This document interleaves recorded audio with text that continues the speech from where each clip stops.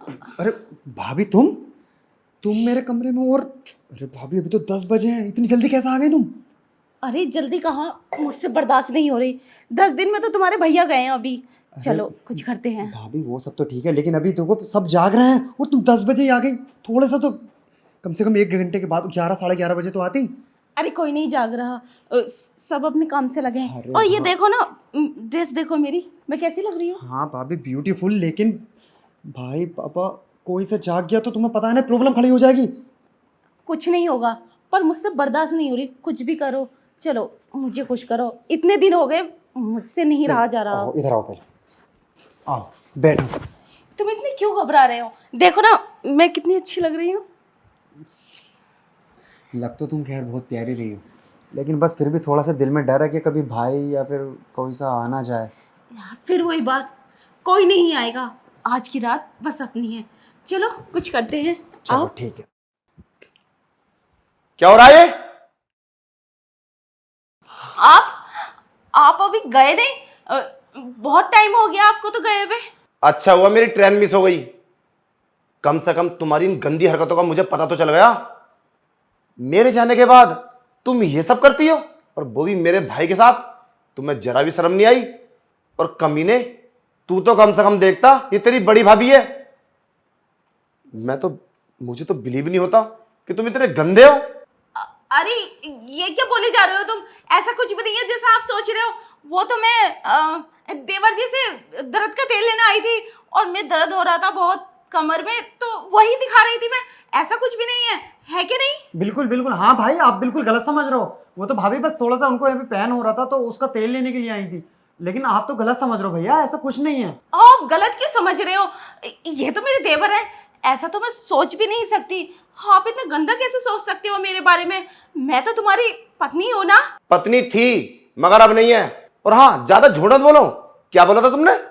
मैं तेल लेना आई थी, टैबलेट लेना आई थी।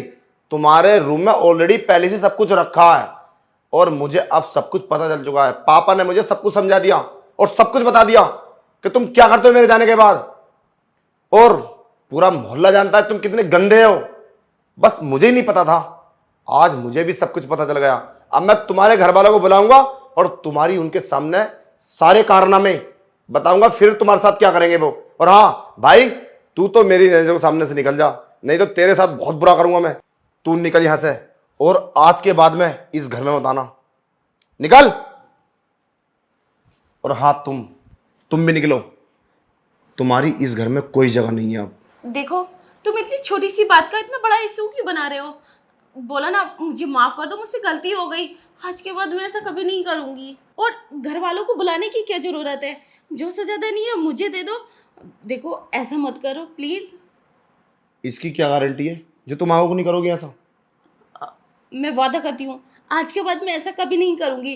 अगर करूँ तो पक्का मुझे घर से निकाल देना। और वैसे भी तुमने अपने भाई से तो कुछ नहीं बोला, उसे बाहर भेज दिया, गलती उसकी भी तो थी। उसे तो मैं बाद में बताऊंगा। और वैसे भी मैं तुम्हें खोना नहीं चाहता। मैंने तुम्हें इसलिए डांटा ताकि तुम्हें एहसास हो। तुमने जरा भी नहीं सोचा। वो तो छोटा भाई है और तुम उसकी भाभी हो। अगर तुम ऐसा नहीं करती तो क्या भाई ये सब करता? उसे तो मैं बाद में बताऊंगा। देखो, मैं नहीं चाहता कि मेरा घर बिगड़े। मैं तो तुम्हें बाहर निकाल दूंगा घर से, मगर फिर कहाँ जाओगी? सोचा तुमने?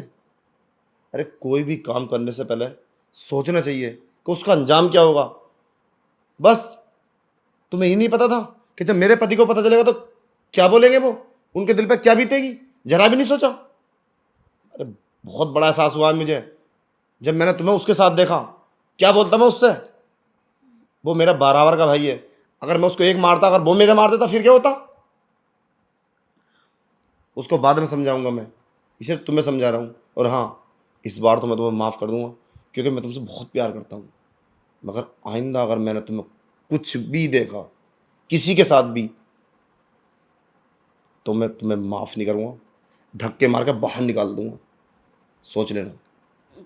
ठीक है, मैं वादा करती हूँ आज के बाद मैं ऐसा सोचूंगी भी नहीं। कोई भी हरकत करने से पहले 1000 बार सोच लेना, ठीक है? अपने रूम में चलें?